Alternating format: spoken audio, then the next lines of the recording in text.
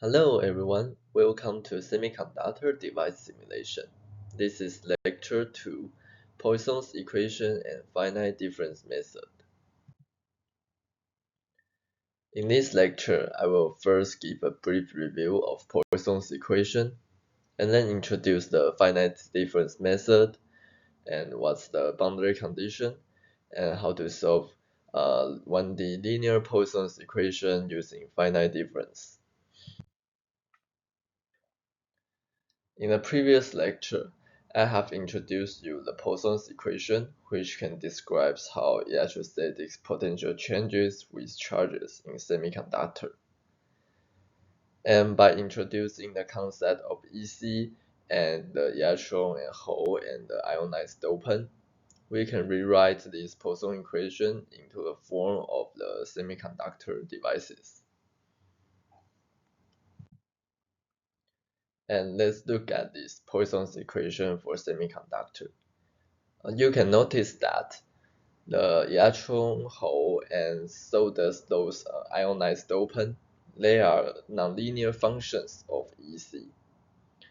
Therefore, when we want to solve this differential equation for EC, we cannot directly solve it. However, let's not go so fast. We can first just simplify this Poisson's equation into a 1D form and neglect N and P, also assume complete ionization to change it from nonlinear into a linear differential equation, just like this.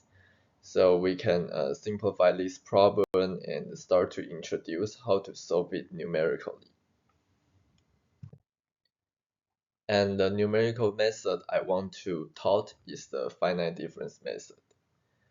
Finite difference method divides our space into many grid points and approximate the derivative using the difference between those grid points.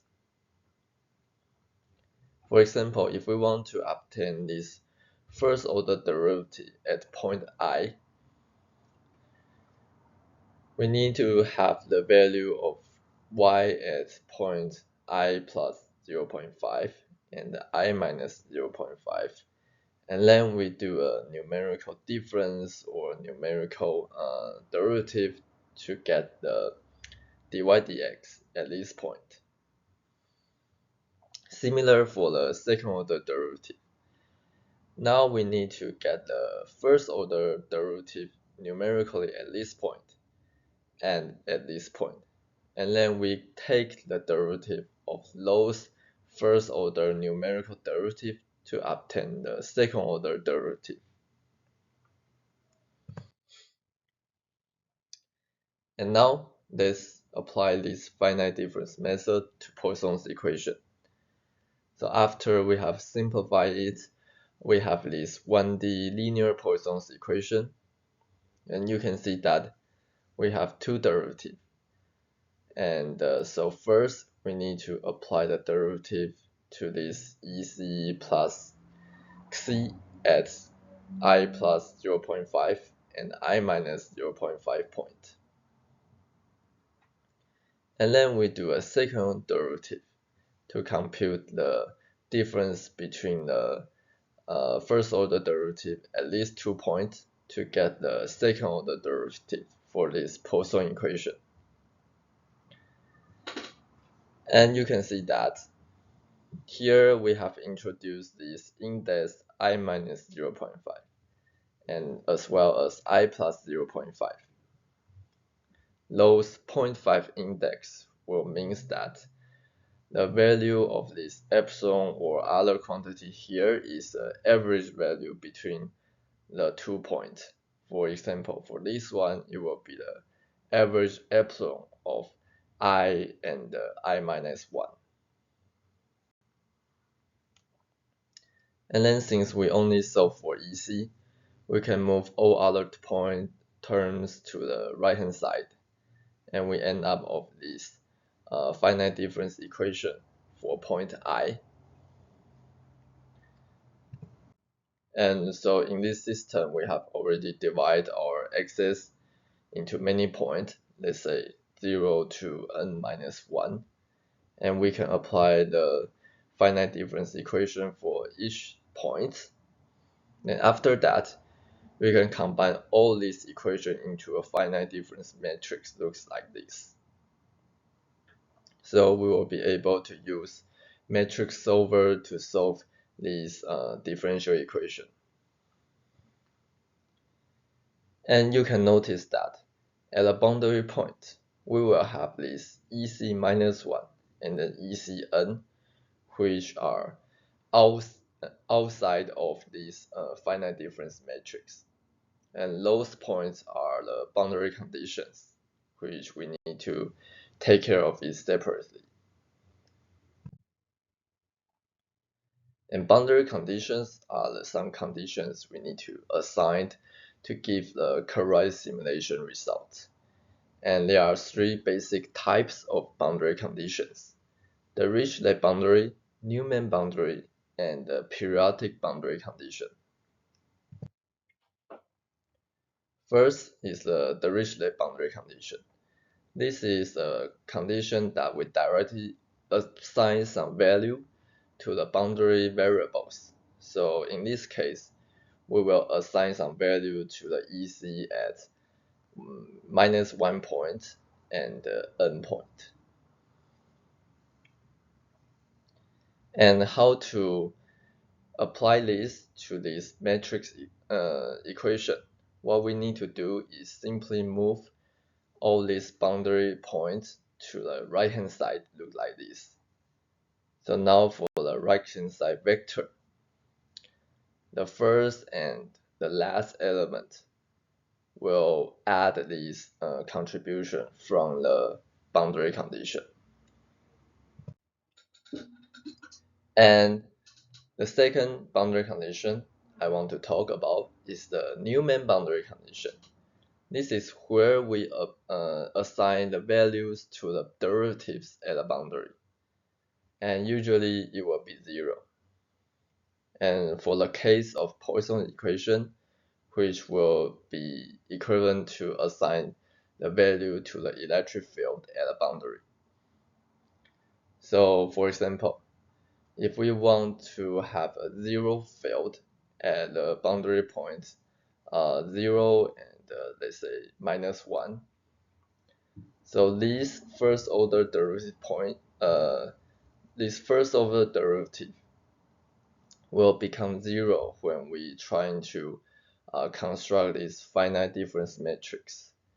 And what we need to do is we will change the value of this finite difference matrix at this first element and the last element to apply this Newman boundary condition.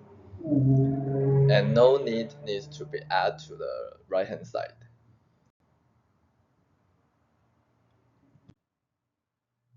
And the last boundary condition I want to talk about is the periodic boundary condition. This is where that our first element of this array or this device is the same as the last element. So our EC0 will be equals to ECN minus 1. And EC minus 1 will be equals to ECN minus 2. And EC1 will be equals to ECN. Then by having this knowledge, we can rewrite our finite difference equation for this first row and the last row. And what it will do is it will add these two different epsilon at this position in the array to account for this effect of the periodic boundary condition. Now I'm going to show you some code demonstration of this finite difference 1D Poisson equation. First, I'm defining the physical parameters for material properties and constants. Then I'm also defining you the spacing as well as the grid of this device. And then I'm going to define the material property array to specify different material properties like epsilon, xi, eg inside this device. Then in this case, I would like to solve for a p-n junction, so I'm also define the doping. And these two following functions are for calculating the average values in the finite difference matrix for those plus 0.5 points and minus 0.5 points.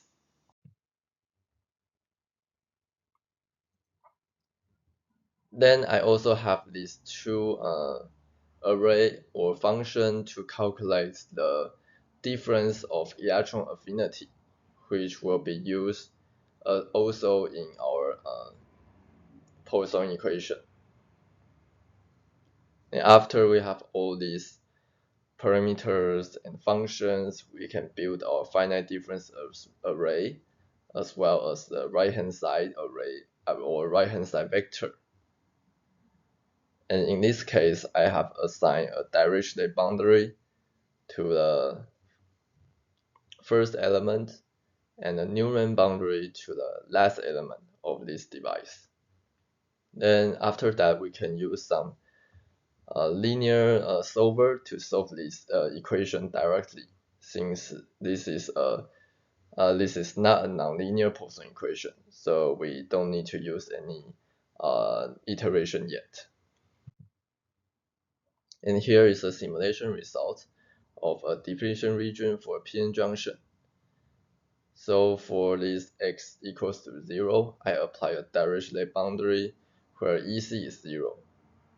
And after that, for the x equals to 100 nanometer here, I use a Newman boundary condition, and you can see that the electric field gradually goes to 0 at this point.